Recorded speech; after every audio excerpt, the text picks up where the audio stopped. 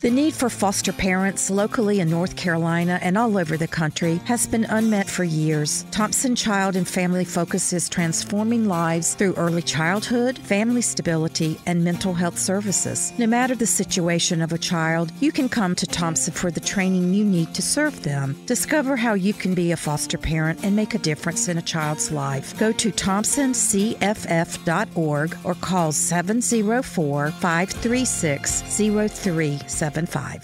From iHeart Podcasts, Supreme, The Battle for Roe, tells the story of the unlikely champions behind the landmark case Roe v. Wade, starring Maya Hawke as 26-year-old lead attorney Sarah Weddington. We're challenging the Texas abortion laws in federal court. And Academy Award nominee William H. Macy as Supreme Court Justice Harry Blackmun. Time is not the most important factor. Getting it right is. Listen to the podcast Supreme, The Battle for Roe on the iHeartRadio app, Apple Podcasts, or wherever you get your podcasts.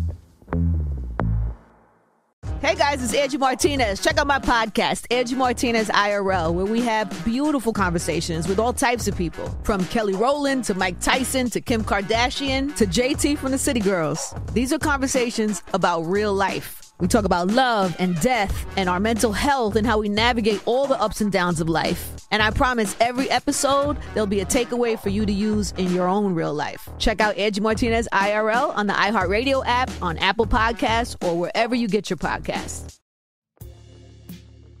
Hi, listeners. I'm Nedra Glover-Tawwab, and you need to hear this. Let's talk about estrangement for a minute. It only happens in families.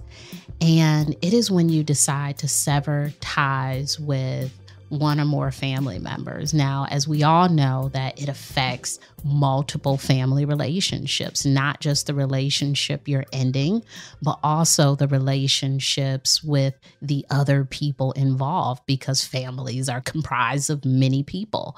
So it can be really challenging, even if you decide to cut off one person, because there is some ripple effect. But there are times when we make decisions to end relationships for different reasons. And, really common reasons include our values, our belief system. Sometimes there is an incident that occurs, but most often what I hear about is this long-standing history of something happening in the relationship. That can be abuse, neglect, manipulation, all sorts of things. And there comes a point when someone says, I am done, enough. Also, with in-law relationships, sometimes there are estrangements. And then we have issues with, things that come up such as funerals, births, and our expectations not being met with each other. So there's a whole assortment of reasons that someone might decide to end a relationship. What can be challenging is the person who is on the receiving end of an estrangement may not know exactly what happened. It is not absolutely clear because there's a lot of conversations that may happen without them being present, and the other person has already made that decision. It can be hard to try to figure out and go through all of the things that happened in the relationship to explore what you did, what they did, what could have been different. I think that is a really challenging part. But know that the person who is deciding to end a relationship is also challenged because, as we spoke about, it impacts so many of those other relationships. So it's not typically done in haste. It is done with some thought. And unfortunately, those things are not spoken about. And I would say estrangement is a process where sometimes there is no closure, because with family relationships, even when the disconnection happens, you still have that emotional tie to someone. You can't forget a parent. You can't forget a sibling. You can't forget, some of the people who you've spent a large portion of your time with. And so there is still that emotional connection, even when there is no physical connection to a person. So sometimes we cannot estrange ourselves from the existence or the memory of a person. We can say, I don't want you in my life. I no longer choose to talk to you. But know that even with estrangement, there is some residue that will continue to exist from the relationship. According to the Family Estrangement Survey, 27% of the U.S. population reported having an estrangement in their families. Now, of course, with statistics, it can be an underreporting. I talk to many people who, on some level, are estranged from whether it is a immediate family member or extended family member. So it's not an uncommon thing, but it is shocking how often we don't talk about it. It can be a very painful thing, perhaps, to talk about, but it is more common than we speak about. We got a really interesting message that we'll listen to after the break.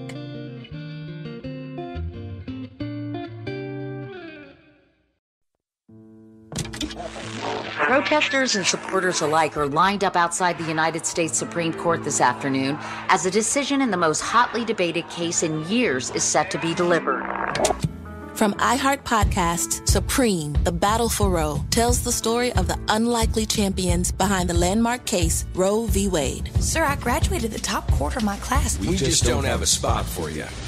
Starring Maya Hawke as 26-year-old lead attorney Sarah Weddington. We're challenging the Texas abortion laws in federal court. And Academy Award nominee William H. Macy as Supreme Court Justice Harry Blackmun. My chief qualification being, I'm uncontroversial. You know how we both ended up on the Supreme Court? Politics? Damn right. This may be the longest of shots, but it's also the last chance for a lot of women. Time is not the most important factor. Getting it right is. I'm trying to get you to stand for something, man.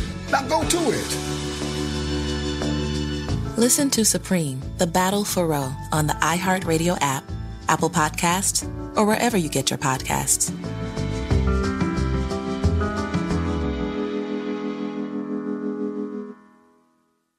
Hey, I'm Sam Farber, the radio play-by-play broadcaster for the Charlotte Hornets, and it is my pleasure and privilege to invite you to check out the Hornets Hivecast, the official podcast of the Charlotte Hornets. Available now on the iHeartRadio app, Apple Podcasts, or wherever you get your podcasts. We take you inside the locker room for exclusive conversations with players like All-Star guard LaMelo Ball. Pretty much I'm worried about just winning for real. Just going in, trying to get as much wins, taking it game by game. General Manager Mitch Kupchak. I think he's going to be really, really, really good here. And Hornets head coach Steve Clifford. And if we can get to that level and have a mentality of getting better and better and better, then we can be a factor. With new podcast episodes every day, we've got you covered on the Hornets Hivecast. Whether you want to hear from the top performers of a recent Hornets win or get caught up in time for tip-off tonight. Check us out. A new episode just posted today on the iHeartRadio app, Apple Podcasts, or wherever you get your podcasts. And we're back. Let's go ahead and listen to that voice message. Hi there.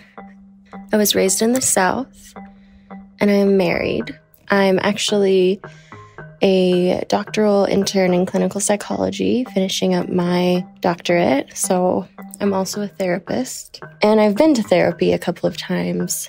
Most of my therapy has focused on the issue that I'm going to be telling you about today.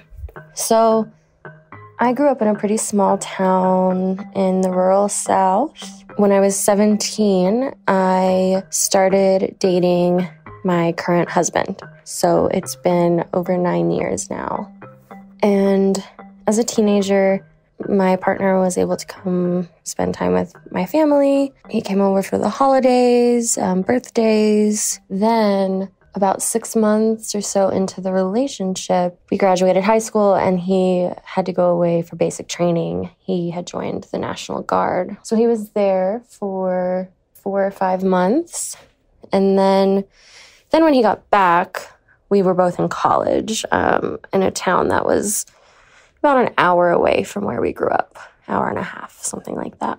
So I didn't notice any issues right away, but when it rolled around to that next holiday season and I went home to see my family, that year I was told that I wasn't allowed to invite my boyfriend over. And I wasn't given any explanation. It was just kind of what it was. Like, this is the demand, you're expected to follow. Yeah, now it's been at least 8 years since that happened, and my family has not spoken to my partner since. When we got engaged in 2019, I was living in Chicago going to grad school, and I FaceTimed my parents the next day to tell them that I had gotten engaged. And my parents responded very poorly to the news. My dad, technically he's my stepdad, but he's been in my life since I was 3 years old. So for all intents and purposes, he is my dad. When I told him that I'd gotten engaged, he became very angry. And basically he told me that I would have to build a relationship with my biological father because he was not going to walk me down the aisle at my wedding and he wasn't going to be in attendance at my wedding. I hear your stepfather parting ways and saying, I think it's best if you start to build a relationship with your biological father. So without saying, I don't want a relationship with you, he is saying, I think you should pivot or transition in this way. Sometimes it is not what a person is saying. It's also what they're not doing and what they are cautioning you to do. So he said a lot there with that statement that perhaps there is something else that you need to do to have this father-daughter relationship, and it needs to be outside of me. Ultimately, my partner and I decided to elope. We didn't have a wedding at all. The primary factor being that my family wasn't going to be involved, and I didn't feel it was fair for his family alone to shoulder the financial responsibility of a wedding. But it's been almost 1 year to the day that we officially got married. And yeah, I haven't seen my parents really since before we got engaged. They stopped inviting me to holidays. I don't live near them anymore, but I do still come to town for some big events. It's caused a huge rift in my family between my mom and my grandma, but my grandma doesn't have all the details. She just thinks I'm kind of not willing to have a relationship with them. That's not really the case. This Thanksgiving, actually, I traveled home and I sent a group text to both my mom and my dad, and I told them I will be home between Wednesday and Saturday. I was hoping to ask if you all would be willing to sit down and have a conversation with me and my husband. Think on it and let me know. And that was basically my entire message. I didn't get any response, but I know that they were there. I did get one response. My mom told me, okay, have a safe flight, because she knew that I would be flying. But that was it.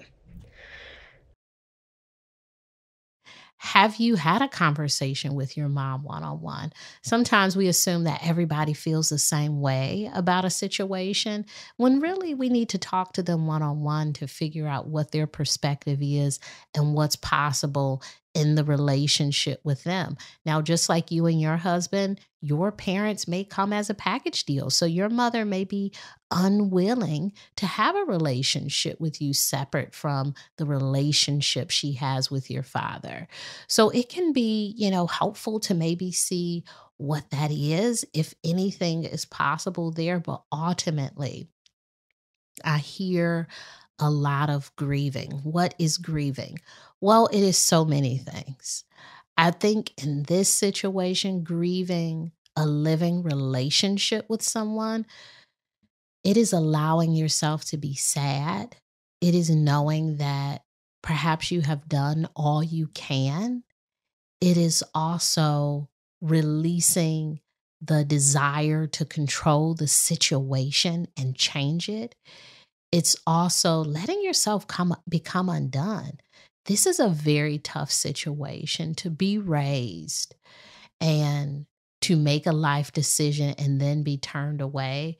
That is a very tough outcome. And perhaps there's some more crying that needs to occur. Perhaps there is some more journaling that needs to happen to work through those really heavy feelings. But to have a relationship with someone for, 18, 19, 20 years, and then for that person to cut it off in this way, that hurts. And that hurt needs to be released.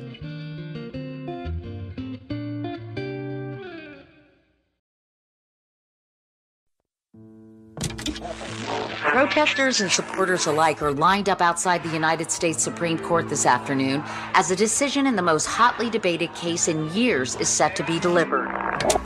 From iHeart Podcasts, Supreme, The Battle for Roe, tells the story of the unlikely champions behind the landmark case Roe v. Wade. Sir, I graduated the top quarter of my class. We just don't have a spot for you. Starring Maya Hawke as 26-year-old lead attorney Sarah Weddington. We're challenging the Texas abortion laws in federal court. And Academy Award nominee William H. Macy as Supreme Court Justice Harry Blackmun. My chief qualification being, I'm uncontroversial. You know how we both ended up on the Supreme Court? Politics? Damn right. This may be the longest of shots, but it's also the last chance for a lot of women. Time is not the most important factor. Getting it right is. I'm trying to get you to stand for something, man. Now go to it. Listen to Supreme, The Battle for Roe on the iHeartRadio app, Apple Podcasts, or wherever you get your podcasts.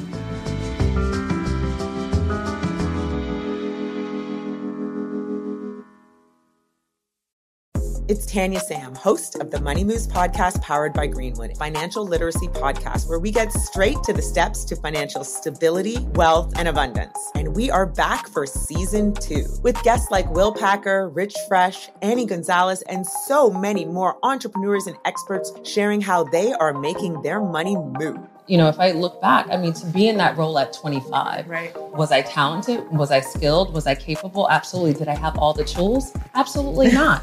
Tune in for new episodes Monday, Wednesday, and Friday to start getting your money moving. Before I could ever walk into a room and say, give me, tens of millions of dollars to produce a girls trip, I needed to show that I could take a much smaller amount of money and be successful with that. I could raise a little bit of money and produce a little movie and then turn that little movie into a success. Listen to season 2 of Money Moves powered by Greenwood on the iHeartRadio app, Apple Podcasts, or wherever you get your podcasts. Hi, I'm Honey German. And I'm Carolina Bermudez, and your favorite podcast, Life in Spanglish, is back for another season. Join us as we dive into the vibrant and dynamic world of Life in Spanglish. Get ready to laugh, cry, and experience a range of emotions as we tackle important issues such as identity, la familia, amor y más. And this is not your abuelita's podcast. We give you the real and raw advice on sex, love, dating, carreras, and just about everything in between. So you can expect a heavy dose of sazon with each episode with stories you don't want to miss. And you already know we touch on the chisme out in Hollywood too. And we never miss an opportunity to talk about the celebridades that are making headlines across the culture. We will even take you into our salon, and here, there is never a line. Take a seat and get ready as we dish out some hard truths to listener questions that sometimes can go a bit local. Listen to Life in Spanglish as part of the My Cultura Podcast Network, available on the iHeartRadio app, Apple Podcasts, or wherever you get your podcasts. Yeah, and now my baby brother is having a baby of his own. I don't know. There's just a lot of distance, and I'm really on the outside, and I feel I've done my very best to communicate as clearly and openly and respectfully as I possibly could, but I'm just not being heard.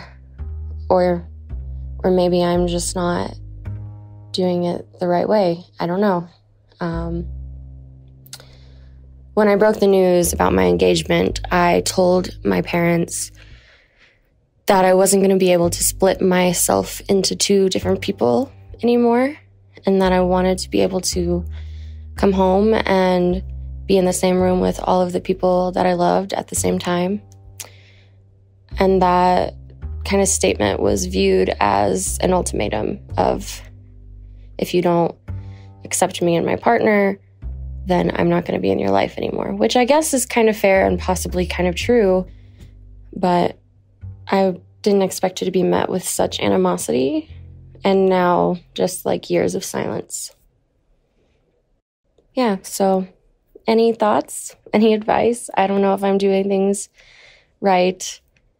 Yeah.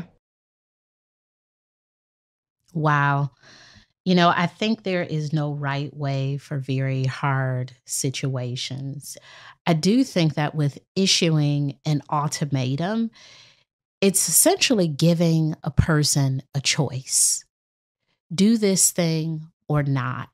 And it sounds like your parents have decided not to honor that request of embracing your partner.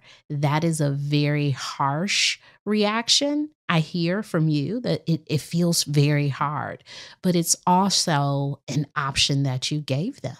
They had the option to say, I don't want to deal with you and your partner. We want to have a relationship with you, or we, want to exclude your partner, however they're thinking about it. And I think, when we give someone the option, our work is really to learn to deal with their reaction. It's not to change it. And I hear that it seems harsh. It seems hurtful. You want to mend the relationship. But I do wonder, can you have the scenario that you want with people who don't want the same thing? Your parents are being very clear and saying, this is not what we want. We don't want this person in our lives. Even if they're in your life, we don't want this. Now, from what you've said, they haven't said that. And that part is truly hard because I hear a lot of assuming, a lot of gray area. We aren't clear. There hasn't been a lot of communication on their side. But I bet that they're having a lot of conversations between the two of them that they may not feel, need to be communicated to you because they've made their decision. And it is one that unfortunately excludes you as a member of the family. I would say, this whole thing of, your parents not wanting to attend your wedding, not wanting to sit down with you over the Thanksgiving holiday, that is very tough. And I wonder how you can start the work of looking at this relationship and putting the pieces together of what your parents have given you. What they've given you is they don't want to have a relationship with your husband. You have a few options here. Do you want to continue on that path and say that he needs to be included? Do you want to say it is very, important for me to have the relationship, so I'm willing to have it without him? Those are your choices. I hear that you are choosing to stick with, I want to be one unit. And it's your right to do that. It makes so much sense to do that. I don't want you to feel like you need to change that. But also, if that's what you're deciding, how do you better deal with their reaction without trying to change it? Because it sounds like you've been very clear, maybe more so than your parents, because you don't even know what they're thinking. But it sounds like you've sent some, lengthy text messages. You've said some things, verbally in person, and it's not being received. And I don't know if you could make a person listen to you. I think there are things that we say to people and we think, oh my gosh, maybe I'm not being clear enough. If I say this a different way, if I say it on a different day, if I say it via text, if I send them a letter. And there are times where people just disagree. And in this situation, it sounds like that estrangement occurred because there are some expectations that your parents are saying, I'm unwilling to meet that. How do we allow them to have that choice? And I wonder, even with them having that choice, what is possible for your relationship with them? Because it sounds like you really want to keep it. Just because they don't want to talk to your husband, does that mean that they can no longer talk to you? That is a choice that you will have to decide to make. What is your husband's position on this? Is he saying, if they don't want a relationship with me, they can't have one with you? Is he saying pursue the relationship with your parents? That might not look like spending holidays with them, but it could look like, maybe having some small talk via text, sharing some articles, talking about family things, talking about, things outside of the issue in the relationship. That is a choice. And also it is a choice for you to say, we are a party of one and we want to be accepted. If you will continue with that, you will have to grieve the loss of them honoring your request. You will have to grieve the loss of them being a part of certain events, certain parts of your life, because they have been very clear in saying, we are not interested. I think the solution here is grief. And as I look at, your question, am I in the wrong? How do I move forward here? I don't think you're in the wrong. You're entitled to your expectation in this situation, and know that your parents are entitled to a reaction. And we have to deal with both. Two things could be true. You can want what you want, and they can want something different. And that is really tough to reconcile, but it is the truth of this situation. And how do you move forward? It seems like this relationship with your husband was so important to you that you said, hey, we come as a package deal. You continue this relationship over many years. There's a lot of confusion with your parents there. It sounds like you already have family. It's the one that you're creating with your husband and perhaps his family, perhaps the other people in your life. I think that family is who you choose. It's not always who you're born to. So create some family. Create some deep connections, find some mother figures, find some father figures. Maybe that idea of reconnecting with your biological father wasn't a bad one. There are so many people who we ignore because we're chasing family. We ignore the nice lady at work who brings us cookies every Friday. We ignore the neighbor who pulls our garbage can back, or the person who always waves to us. Perhaps those are the relationships that we need to pursue. So I wonder, what sort of family can you create? It seems like you still have a good thing going with your brother. There's your family. So family is all around you. We are talking about two people in particular who are saying, this is my stance. So in terms of moving forward, I think you move towards the family that you choose and the people that are already there showing you what love is. Caller, thank you so much for this thoughtful message. I know it's not easy opening up and sharing, and also it can be really hard to receive. So I hope that I said something that lands well with you. Even a piece of it, I hope, could be helpful for you. With estrangement, it is an uncomfortable process on both sides, and it's impactful to not just the one or two people involved, but to multiple people in the family. We don't know what the ending is to this. It could be a pause in the relationship. It can be something that picks up in the future. Many times with estrangement, relationships come back together after some time. But in the meantime, it sounds like you have built family. And I wonder if your focus can be on your relationships that you're currently curating that are going well, and adding to that while you wait, or while we see what happens to the relationship with your parents. You need to hear this. Not everything has a happy ending. And with family estrangements, we really don't know the ending. We only know the now. And right now, you may be in a difficult space, but hopefully things will improve with your family. You Need to Hear This is an iHeart production hosted by me, Nedra Glover Tawwab. Our executive producer is Joelle Monique. Our senior producer and editor is Mia Dawn Taylor. Send us a voice memo with your questions about boundaries and relationships at youneedtohearthis@iheartmedia.com. Please be sure to rate our show wherever you listen to it, and share this episode with someone who needs to hear this. Talk to you next time.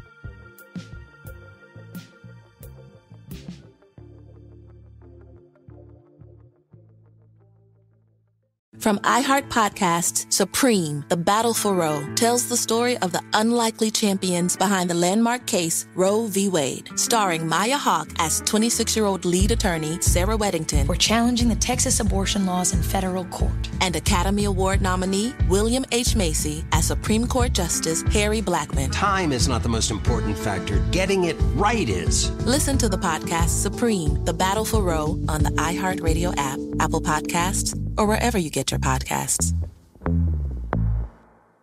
Welcome to The Good Stuff. I'm Jacob Schick, a third-generation combat Marine. And I'm his co-host and wife, Ashley Schick. We believe everyone has a story to tell, not only about the peaks, but the valleys they've been through to get them to where they are today.